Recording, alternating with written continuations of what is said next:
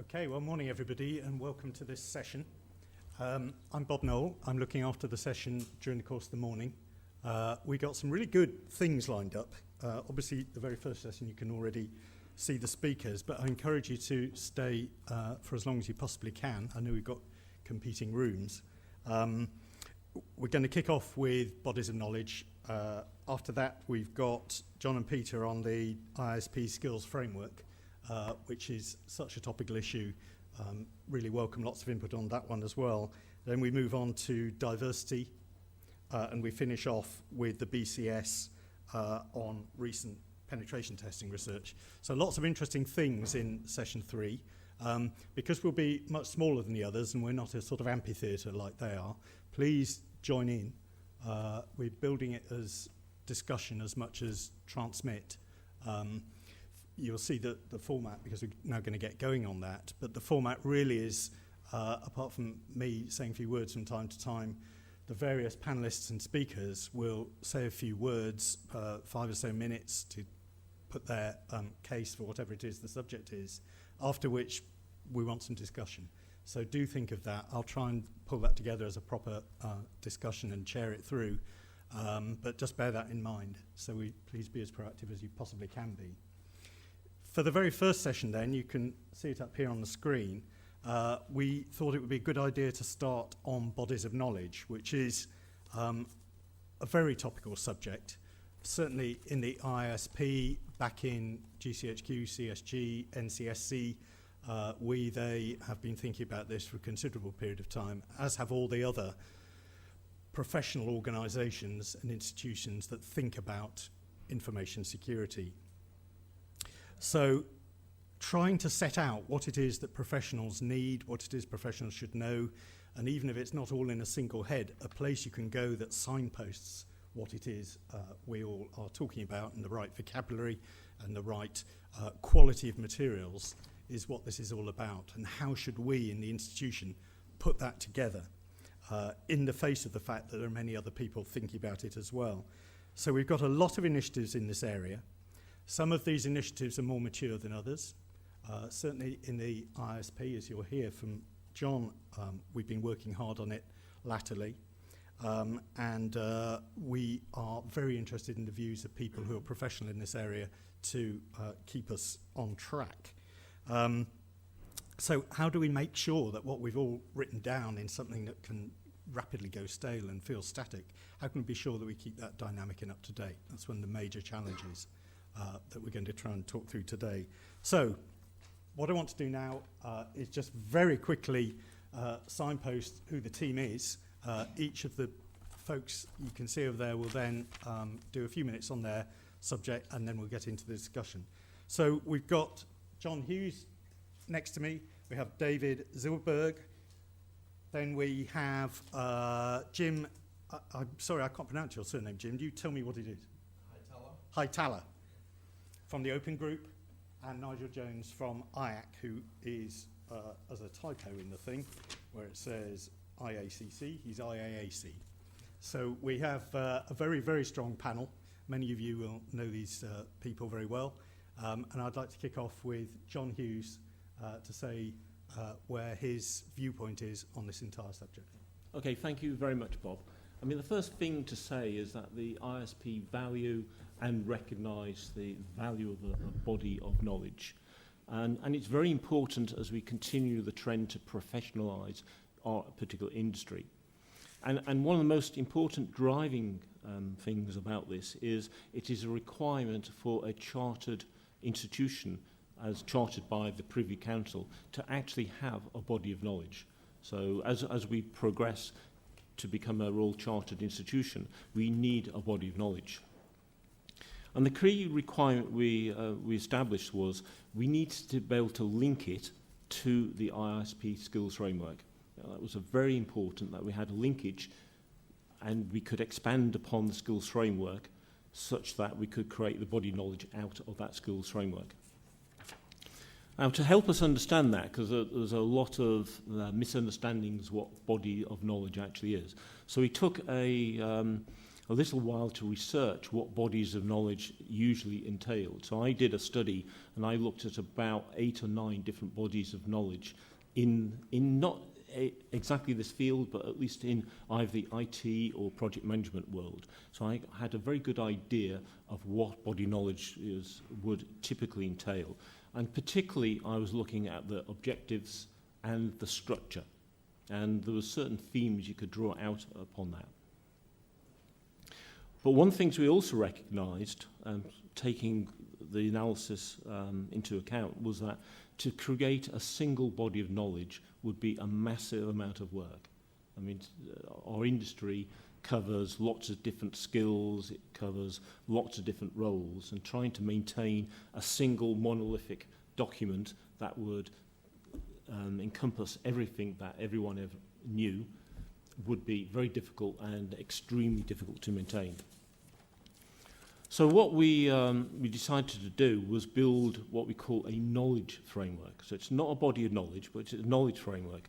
And a key point about this was it basically extended the skills framework and then would refer out to other documents.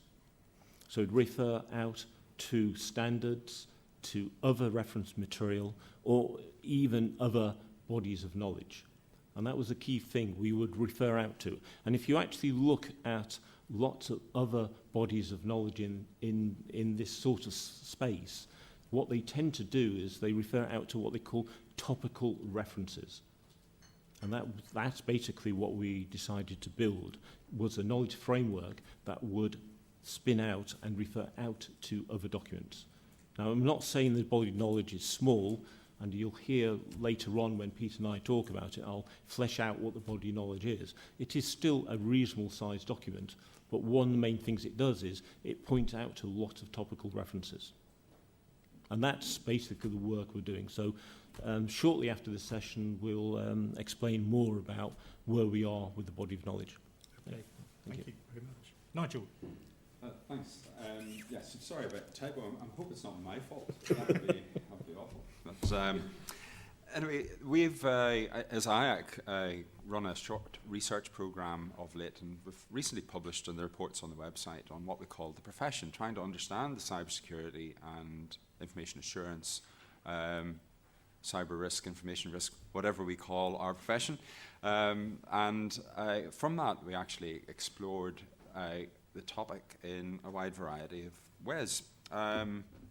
Primarily, of course, we're trying to define what it was the profession is, how people understand it. We were assuming that this would involve some sort of body of knowledge, skills and attitudes that in some way would be represented and held and looked after by professional bodies. And of course, what we found was something that had coherence in some respects and fragmentation in other respects, as we tried to really tease out where the boundaries were between different disciplines of those that are involved. And that's in part what I wanted to talk about for a few minutes now. And I wanted to do it really by proposing a little bit of a challenge for us to think of as we go through. Imagine that on one hand I ask you to list the principles of security by design. Okay, now it would be interesting to get into a huddle and see if we could come up with what those are, or where we were to refer to if we were going to do that. Okay, now listing, of course, as a skill and trying to show it is a relatively straightforward one. You know the principles and you list them, and you can see how you could be assessed and examined and be awarded a certificate in some way. It would maybe be right or wrong, and you could even do it as a multiple choice and make it more difficult by having a couple of the answers really similar. You know, the sort of tests that people do to get certificates. On the other hand, I could ask you to evaluate the deployment of a security architecture. Okay, now that's perhaps closer to many of your day jobs in terms of a skill that you actually have to do. We don't really go around being tested by people as to list these things. We're asked to evaluate and judge. And when you look at this from a cognitive educational perspective, you see that we would expect people at an entry level in some way to be able to list and say what things are and know the facts, and people who are actually starting to become more competent being able to evaluate And so we can see growth in a person's ability to conduct various types of skills in an educational sense, and that feeds through into the profession. It would be a very poor professional, I think, who would evaluate the deployment of a security architecture if they didn't know what the principles were of security by design, even though we could perhaps agree that it might be difficult to pin those down as professionals today as to what exactly those are. So we've got a little bit of a tension in here. Okay, but if we put those skills in the context then of real life, why should I trust you with your evaluation and the way that you evaluate and with your report at the end that you deliver to me as a client? And that comes down to you being able to show that it's grounded in what you know, and it's grounded in what you can demonstrably do. And so on. And of course, you need the professional bodies and certification to be able to show that. And at the moment, we found in our profession that there was quite a bit of fragmentation about that. And it's not easy for clients to understand which of these they should go for. So I think there's something we need to address in that. Trying to have a single body that is the font of all knowledge for everything we do remains very problematic, though, because we found that we preferred the term of looking at information risk and information security as a profession of professions. In other words, there were people who were belonging to a range of professional bodies who had a role to play. Try to give an example of how you might look at these professions by using a grade A mnemonic or acronym to try and help people remember what it might be. So governors would be the start of the grade. Risk assessors and risk managers, auditors, defenders, which would consist of testers, operators, and so on. Engineers and architects would complete my grade A mnemonic or acronym. And you could see that, for instance, someone who really comes from an engineering background and looks at security as being a stream of what it is they do may find a home in a global environment of general engineering such as IET, and also home in IISP, and be a member of more than one body, and that wouldn't be inappropriate. You could see that, in part they're an engineer and they've got a fellowship of engineers, and in part they're an information security specialist because they're engineering in that space. So I don't see a particular issue with that. But it did say to me that one body fitting everything was problematic, and it came to this knowledge. Another example of that would be if we took our security by design view. Well, my perspective, I came into the cyber area from the military, from an information warfare perspective. I looked at that as a socio-technical system. It was about what people decided to do on the basis of the information that was presented to them, on the systems that were either resilient under attack or whatever, degraded, and so on. So, and I came things from a human perspective.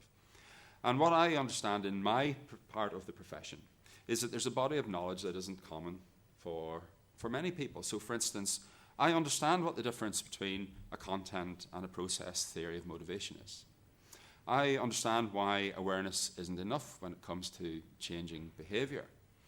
I know that there's things you can do in security by design to prompt people to act in the way that you would like them to. You can cue that behavior through that design. To what extent is that in our security by design principles that you were thinking of when I set that challenge to you before? Okay, so the issue there for me is that maybe some of the things I need to know are simply assumed, and see as a profession, are simply assumed by others who are expert in the human dimension simply being people. When in fact I see it as more than that. It's not enough simply to be a person to understand the human dimension. I mean, it's a good starting place, but there's an awful lot more to it, because actually so much about the world and the way we behave we assume, and we're very bad at attributing why things happen, okay, through our own biases, our own perceptions. I look at that as what I'm good at and what I'm a professional in, and there's a body of knowledge that goes with that, but I don't know if it's your body of knowledge, if you're in a different part of information security. So hopefully that's something for us to think about, or an exercise we can follow through in discussion about security by design. Good. Thank you, Nigel. Thank you. Good morning, everyone. I'm David Zilberberg from the IISP, the Information System Security Association. I prepared a whole different intro for the day, but a lot of it been covered. and I don't see the point reiterating. So I think it's a good place to maybe just shed a word or two on IISP. So what we do in IISP in the UK, the focus is around getting people from the profession together. It is a networking type association. But we also have a lot of global initiatives. One of them is called the CSCL, Cybersecurity Career Lifecycle, which talks pretty much about the problems of body of knowledge, of how do I direct myself as an individual, so as an organization, to the route I'm trying to achieve. It's broken down into, it is mainly tailored around individuals. There is some materials designed for bodies, for organization, but it's around how can I take my career path, my route in this very confusing landscape, and the association is American, so imagine between NICE and IEEE and all the bodies that are more prominent over there, that pulling you in a different direction. It's not that we're short of them here, because I have a list between BCS, IET, IEEE UK, the Scrum, software engineering, IT architecture, I put NICE, I put IISP, I put CREST, I put the ISSA, the ISC Square, and this is just a quick look last night, honestly, 10 minutes before going to bed through Google search. 5% of it. And if I would have needed to start my career now, looking at this, it takes you, whoa, this is very, very confusing place to be. A lot of things that I do individually is trying to help the younger generation to come into our profession, as it is a very confusing place. And I believe that awareness as a whole will help all of us on the individual level up to the enterprise and government. This is my personal take on that. But when we're talking about body of knowledge, the biggest question I find myself asking is, which one is the right one? What is the right path? And I love principles and concepts that drives us into more business-like structures, which are great. But at some point, I do feel that maybe we're missing a lot of the basics in our day-to-day of assessing, of evaluating, of targeting our career path, our desires and ambitions towards moving forward. So why do I want to do that? How do I get there? And what are the things that are going to give me something very, very good as a base? If I'm going to use the analogy of building a house, but you need a good foundation to have it solid and staying up and running for the duration of time. And without those very, very important bases, it's extremely hard. And this is where I see the problem of the profession along the side of body of knowledge, that perhaps directing us into the end results rather than building this very solid base as it stands today. That's it for me. Thank you. Yeah, lots of food for thought. And Jim, your thoughts? Thank you. Good morning, everyone. I'm Jim Pytel with the Open Group. I guess I would say, in terms of information security and body of knowledge, there's a world of opportunity here to develop bodies of knowledge. I think our perspective in the Open Group probably is that things have gotten so broad and so deep in terms of what's required among all the roles in information security that it's probably not going to happen that you'd have one organization take all of that on. So we see an opportunity to develop bodies of knowledge around things like security architecture and quantitative risk management. We've done some work in the risk analysis area, developing something called Open Fair, which is a body of knowledge around how do you do quantitative risk analysis. And in the area of security architecture, we're collaboratively working with the SAPSI Institute to do some work around how do you do security architecture? What does it mean to be a security architect? So we very much see the opportunity being, given where we're at today versus 20 or 30 years ago, that bodies of knowledge need to encompass very specific subject areas in order to get the level of detail and the level of knowledge that's needed to be a risk analyst in today's world, for example. So I think that's where we really see things. We, in looking at the security architecture area, looked at work that had been done by ISC Squared around they have a sub-specialist certification to be a security architect. And it's literally 400 pages of very specific security control knowledge that I would say is necessary but insufficient today to really be a security architect. You need the things that you talked about around design principles for security architecture. You need to understand how that kind of control knowledge folds into things like TOGAF, which is an open group enterprise architecture development methodology, to really be able to construct security architectures that work in today's world. So we very much see the need for deep bodies of knowledge, but also to develop them collaboratively with other organizations. Yeah, okay, well, thank you. So lots and lots of good kick-off points there, which often stem around this inevitable tension you always get in business between the need to centralize things and the need to distribute things, and the concertina between the two.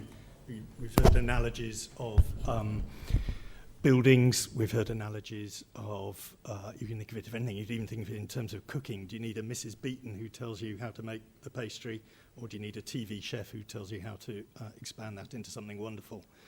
And our world actually isn't much different. We're really talking about what are the fundamental tenets that stop our roofs falling down, and the things that everybody needs to know.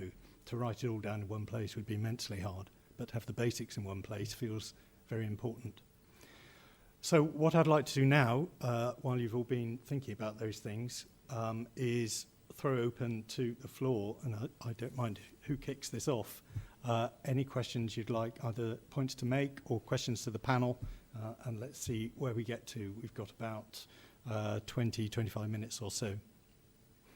Yeah, could you just say who you are? But before you do anything, we have a roving microphone, and we'll be in trouble if we don't use it, because you are being filmed and we need to capture the audio as well as the video. Could you, anybody who speaks, just say who you are, where you've come from? Thank you. Gentleman here in the white shirt. Thank you. Steve Thomas from BP. John, you talked about learning from bodies of knowledge from other parts of the IT-related worlds. I wonder what we can learn from other professions completely. So appropriately for where we are today, the analogy that immediately springs to my mind is the medical profession, where clearly there's a body of knowledge about, basic physiology and anatomy and all that goes with that.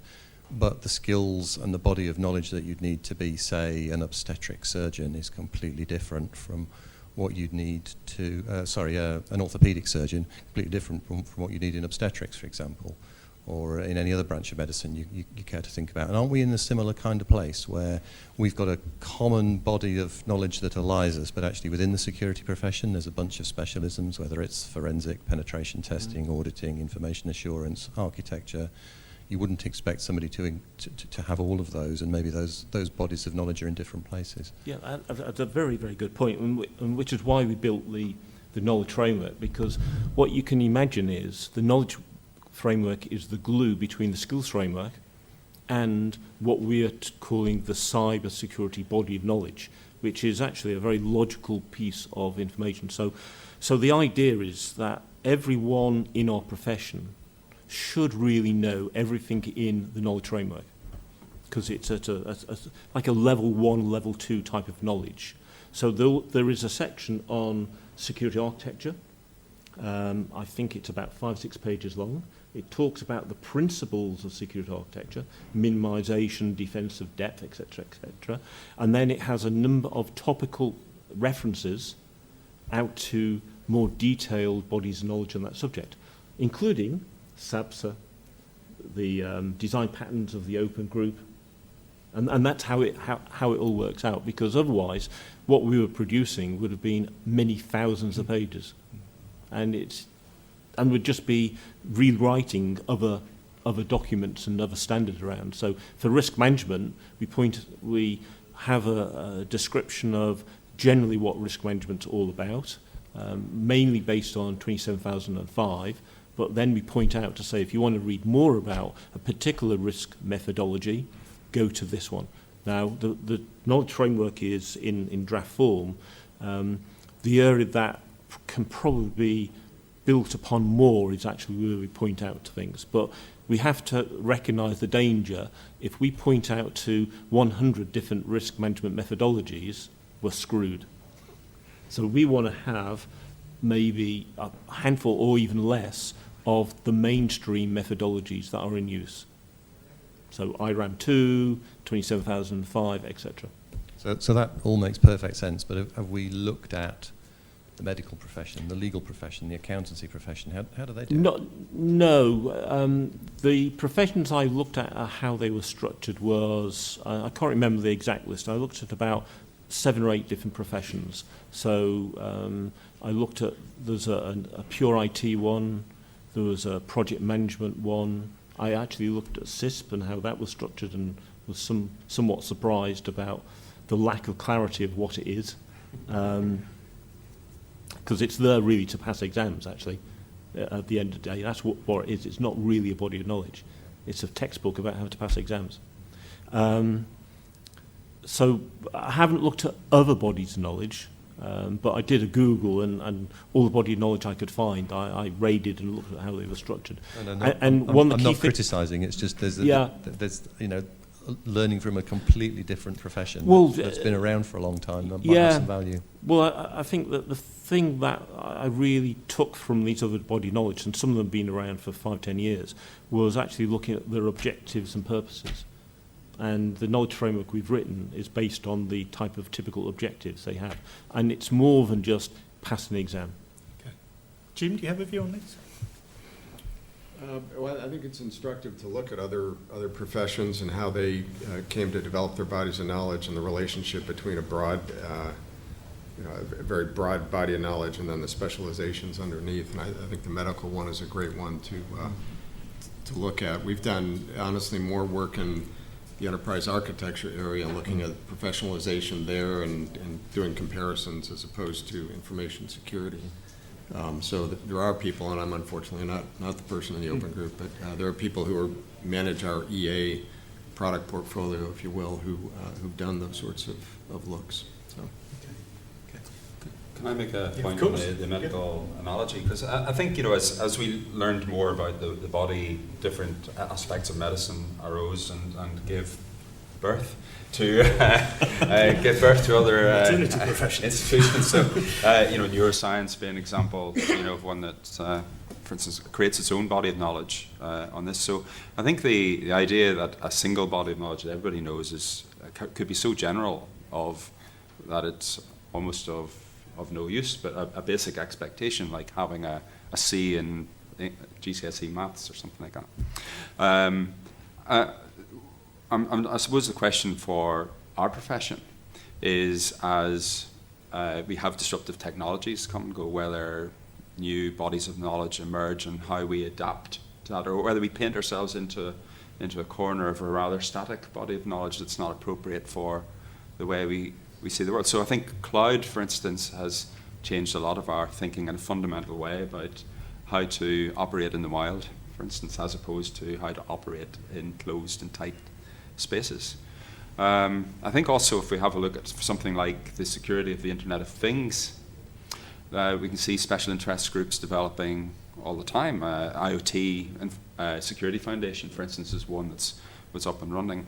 And I'm not certain that everybody working in one professional body would see themselves as really being very concerned about the design and development of the Internet of Things at a fundamental level, and how that can be sustained and made resilient into the future. Okay, so to what extent is that the body of knowledge that we need to be developing now, or to what extent do we need to be looking back, or is it simply enough to have principles and then references? How do you hold people to account with a framework as opposed to what they really need to know? Yeah, of course. So I don't want to be left out, so as well. And it's a brilliant question. The way I see it, going back again to basics, everyone in the medical profession is expected to do the first 5 years being generalist, then they go into specialization and decide to take it further ahead or not. Sorry. We have a very similar thing in the IT profession. We all need to be IT capable in order to jump onto being a developer, being a security professional, a defender, an attacker, red, blue. really it's all come from a joint knowledge of we can run an operating system, throw a few commands at it, maybe work with a spreadsheet to make our management happy, and all the other really mechanical stuff that goes around the big words. But what's really, really important, and I think we're missing it a lot, we have competency framework. There's the European competency framework. I believe it's on version 3, about to hit version 4 now, which is very generalist and going up to the details. We have a specific UK framework for IT profession that gives you that baseline, and that also gives you the ability to go and branch out into your areas of interest or specialization. Depends how you want to define that. But they do exist. We probably, as an industry, are doing a very bad job of articulating it, enforcing it, and reviewing it on the right retention period. Because, being honest, I read the European Competency Framework. It's quite dry, and not all of it hits the mark. Not in my life. Maybe in yours. Maybe some of it in yours. And this is where those frameworks, those body of knowledge, does everyone satisfy 100% as well? Also in the medical profession. If I am a brain surgeon specializing on these little brain cells in the head, I will not be able to fix my friend's knee, even if it pay me a fortune. Yeah.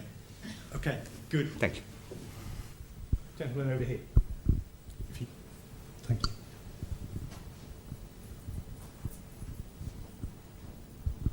Peter Hazel, I'm representing the Institute of Engineering Technology. And the reason I'm speaking now is because I can see that you have a lot of the same challenges that the Institute does. And I think that there are two issues that you're discussing here, and I might be wrong. There's the first is the assessment of competency, and then there's the one of body of knowledge. Now, of course, we have a chartered route that you can take, which is the assessment of competency. Now, you can get that through a degree, master's or whatever, or you can do exams through the Institute. And that gives a base level that the person should have a ranking within the organization, excuse me, saying that they're competent. What they're competent in is another discussion. Now, I'm here because I'm part of what is called a TPN, a Technical Professional Network. And how the IT works is, the IT formed from the Institute of Electrical and Electronic Engineers. So that's our background. We're all engineers, basically. Some of the engineering is very, very, very old. Power generation hasn't changed in centuries. And I would say that's akin to your risk management, because risk management doesn't change hugely. And then you have at the other end, Internet of Things. And as an institute, we have exactly the same problem. At one end, we have the old traditional electrical engineering disciplines. And at the other end, we have IoT, because we are designing the engineering for the IoT. And the way the TPNs work is they're fairly dynamic.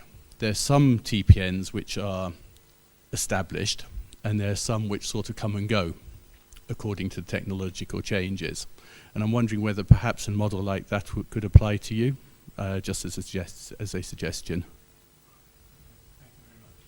It's interesting from the viewpoint of the IT, because I'm sure, as Nigel said, many of people in this conference will be both IT and something else, or a mix. As to how in the IT you would think that the body of knowledge that you represent either needs to cover information security or can reach out and use somebody else's. That sort of problem is quite topical at the moment. But sort of to the point, who wants to respond to Peter? John? Well, the way the knowledge framework works right now is it takes the statements made in the skills framework and basically expands upon them. So it will. And we use the Bloom's taxonomy in terms of the words to describe it. So we're giving more precision about how you can judge whether someone's competent in that skill. So that's the first level of what the knowledge framework does. And then the knowledge framework then takes any term, like what is risk management, and another part of the document basically expands upon it and gives the principles of that particular type of discipline. And then that's when it will refer out to the other bodies of knowledge. So the aim really is to try and keep this document updated probably yearly, because we do know that some technologies and some areas will be fairly dynamic in nature, and others will be, fairly static. But I think we probably will need to look at revising it yearly. I'm thinking more of a point where you have the core knowledge, body of knowledge, but you farm out the detail to groups to look after the detail and which standards you. I mean, we have a similar problem. I mean, there's thousands of engineering standards. Right. Yes. You know. Oh yes. There are actually very few in the InfoSec world. The people who know about those standards are the people who are working in that part of the industry. Yeah. I don't know much about the standards to do with Internet of Things, for example, but there are people within the institute who absolutely know those. Yeah, that's certainly an issue. And one of the things that the knowledge framework right now is basically a document. Ideally, what we would like is some form of like a wiki type of nature, whereby parts of it could be run by different people, and they could actually then manage that particular section. So there's a whole section on security architecture. There would be one or two or group of people that will look at the security architecture section and then point off to the relevant detailed documents that I've produced by the open group or whoever. Nigel, you on this? Yeah, I think the TPM idea, if I understand what you've described there, it hints at this connection between what people actually do and then what becomes later the body of knowledge, and so it's a rolling update. And for my time in the army, one of the issues that we always had was the difference between what people were doing on operations and what they were being taught in the colleges and training schools. You know, the doctrine was always lagging behind behind practice. Now, of course, that runs into some difficulties when you're into judging people for professional standards and all the rest of it. They'll be judged against what's in the doctrine, perhaps, rather than what is common practice necessarily. And so I think another aspect of this body of knowledge is how we try and close that gap between doctrine and practice. Yeah. Practitioners will always lead in this space because they're right at the coalface in that sense. So.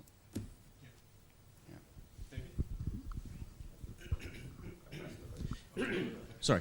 I want to follow up on that last comment. Sorry, Jeff Halpern from Huawei Technologies.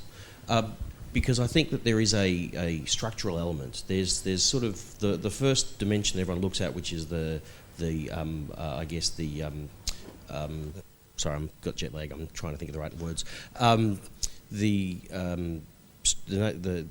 comprehensiveness, the completeness that we look for in a structural view.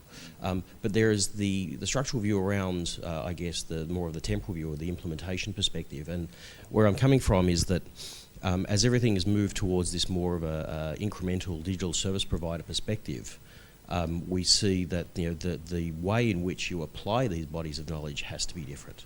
And to take a couple of steps back, the old world perspective, that waterfall monolithic perspective, is based in an investment model that begats a risk model to manage that, protect that investment, which begats an operate model, which is the silos, et cetera, et cetera. The investment model, of course, with cloud is incremental. You don't buy 2 years of stuff because, it's the old world of give me 2 years and go away, I don't want to talk to you again. Now it's penalty-free, change your mind. And that investment model means that agility is much more important, vital to enterprises than the protect the investment model was.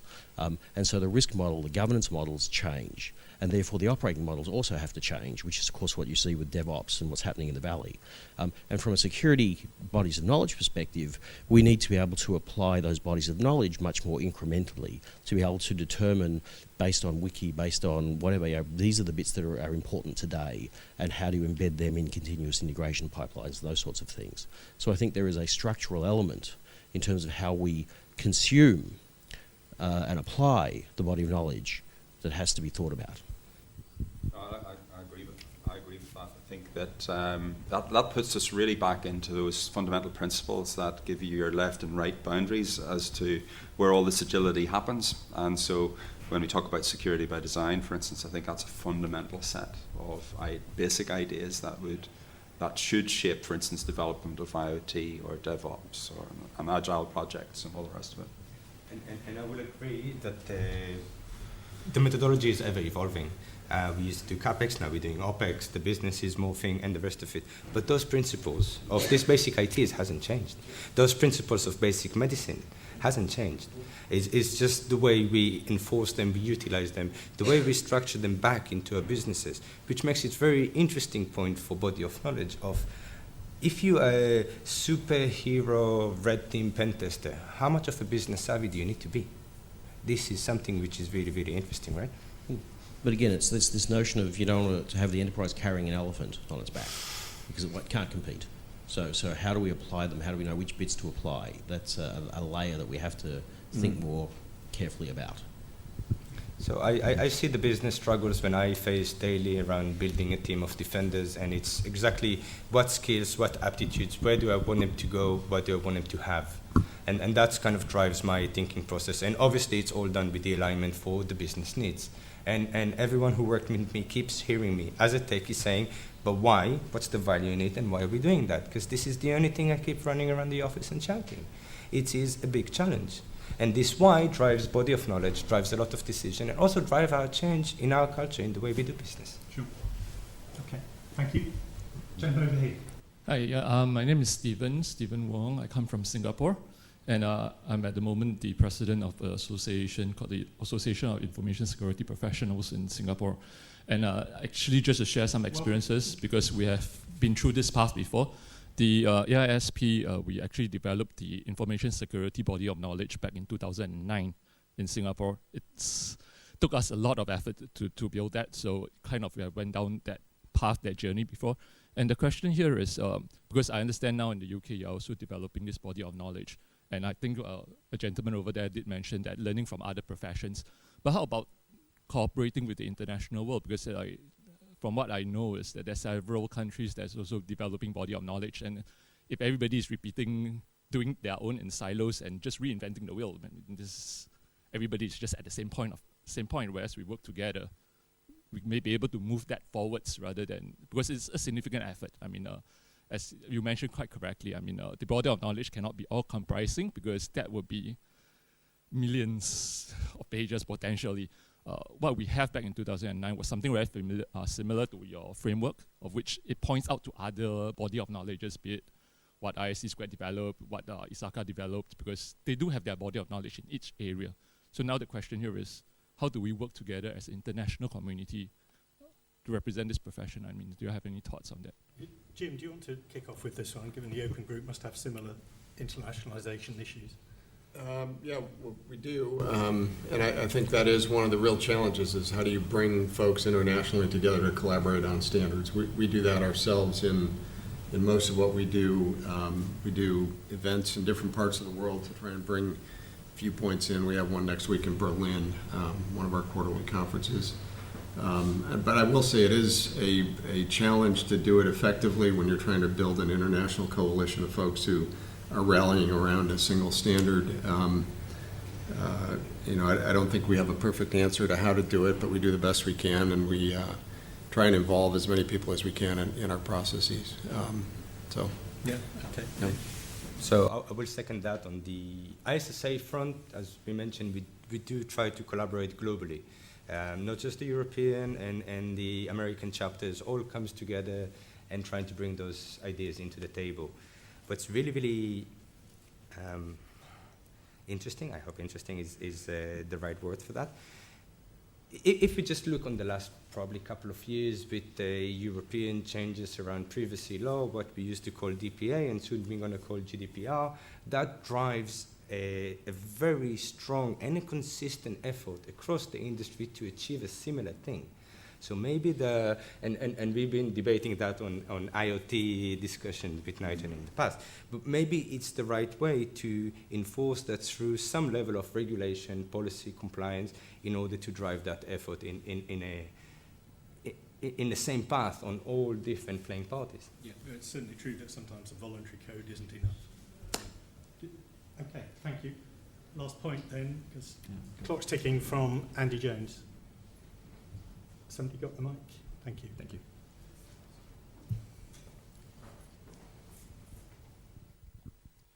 Thank you. Andy Jones from Information Risk Management Limited. I'm head of training and development, and I've been doing quite a lot of work with universities recently, around about a dozen universities. And what staggers me with what I'm finding is the wide differences in the application of these new cybersecurity masters and also BScs. And I was struck by one only last week that had things like networking as a third-year optional module on cybersecurity. So the students are making choices about direction without any real structure and understanding. Is the body of knowledge that is used in academia fit for purpose? I haven't got a clue. Well, just to put my hat on, I have actually written some of the modules for one of the master's training courses, so maybe I'm not the best to talk about this. But what we're doing for the body of knowledge, several points I'll make. One of the things about the body of knowledge we want, ideally, is that everyone in our profession knows everything in our knowledge framework, right? And that includes network security, because we're expecting everyone. So we're trying to push up the boundary about knowledge of everyone that has. So that's the first, I guess, the first statement. The second is that one of the purposes of our knowledge framework is to assist in development of training material and training courses as well. So that's one of the stated goals. Thank you. I think we have to call it a day there. Yeah. You know, we've only just touched the tip of the iceberg on this subject, and thanks for all the questions and interactions. We need to crack on, obviously, with the programme. Can I ask you to thank the panel, and thank you very much for a good opening session.